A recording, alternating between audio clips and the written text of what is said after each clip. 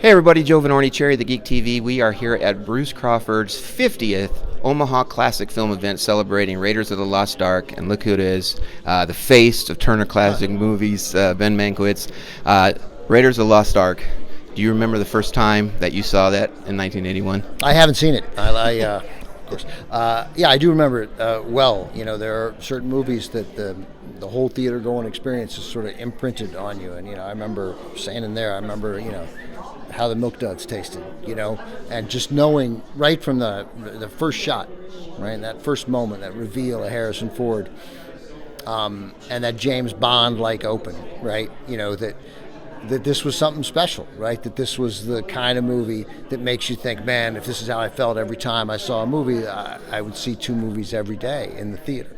So it's, you know, I'm sort of constantly chasing that feeling, that experience. How many times did you see it when it originally came out? Do you remember? I probably saw it 3 times in a theater, you know, when it came out. And then, you know, I remember it being one of the, I grew up in D.C., we were like the last major city to get cable.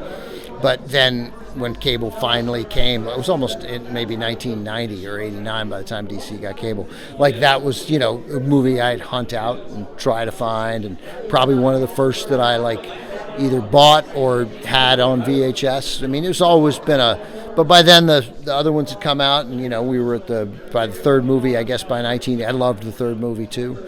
You know, the Indiana Jones is a character that, you know, you want to be part of your life, right? Now, you started hosting Turner Classic Movies back in 2003. Mm-hmm. Last month we had the Turner Classic Film Festival, where you have a lot of the showings of classic films from the Golden Age, but some of the films that were screened are films from 1994, like Pulp Fiction and Shawshank Redemption, David Fincher's Seven from 1995. So going by this timeline, in about 8 years, we're going to start having films from the year 2003, which were new releases back when you started hosting. You're about to get lapped. That's right. What's that like? Are you gonna? I mean, in a career that's a lot of people in Hollywood, you know, the careers don't have this kind of longevity, but here you are. Well, it's a channel that doesn't like change. So I lucked into a place that, like, once they find something that's working, they're liable to stay with it. So, you know, it's a great place to work. It is one of the few jobs in television where letting your hair go gray, like, they were into it. You know, they're like, get older quickly, you know. So I don't know, man. I mean, if I'm fortunate enough to, you know, I'm 57, and I'm fortunate enough to be here at 70, that'd be great. And, you know, I'd love to show movies from 2003 on their 25th anniversary, you know. Before we let you go, I'm going to throw some rapid fire questions at you. Get your take on it. Die Hard, is it a Christmas movie? Yeah, of course it's a Christmas movie. It's an insane argument. It's the whole theme of it. Those people are there because they're having a Christmas party. Of course it's a Christmas. Does a Christmas movie have to celebrate the Christmas spirit? That's nonsense. What's the better film year, 1982 or 1999? I got to think about that for a sec. I know that 1982 had a historically unbelievable Best Picture category, like Hoffman for Tootsie. I'm going to have trouble naming them all. Newman for The Verdict, which is one of my 2 or 3 favorite Paul Newman movies. Oh, man, I hope I get this. Peter O'Toole for My Favorite Year, and 2 other guys. Ben Kingsley? I can't. Ben Kingsley, Gandhi. Ben Kingsley won for Gandhi, right.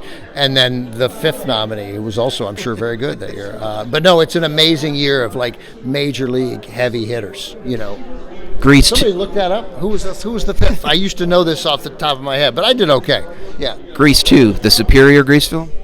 No, and I like Grease 2. I'm sorry, Ben Mankiewicz, that is the incorrect answer. Grease 2, while Grease is a fantastic film, the music. Grease 2 is in fact the superior Grease film. I will die on that hill. Well, I mean, obviously, no one asked the question unless they think the answer is Grease 2, so I appreciate that. I get that, yeah.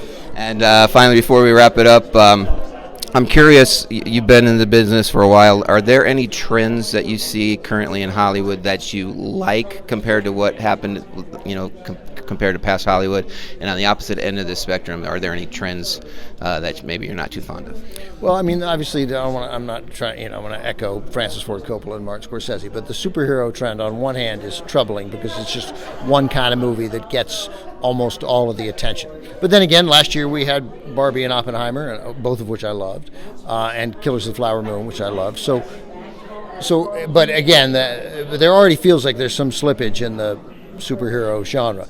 But here I'll talk like somebody in the business. But reliable IP, which is really what that was about, a franchise that they know is going to make money, is the only thing right now that makes them feel like if we're going to spend 150, $200 million on a movie and then market it.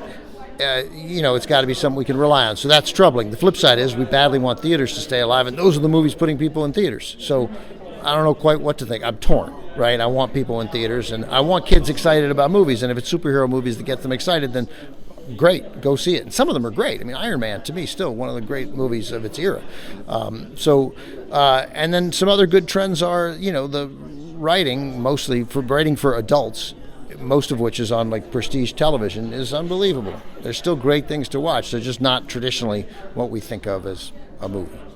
Well, you can keep watching classic films. Check out the website, omahafilmevent.com, to find out about Bruce Crawford's past and upcoming classic film events. And, of course, you can see Ben Mankiewicz on Turner Classic Movies. Ben, thanks so much for chatting with us today on Jerry the Geek TV. Pleasure. Thanks for having me.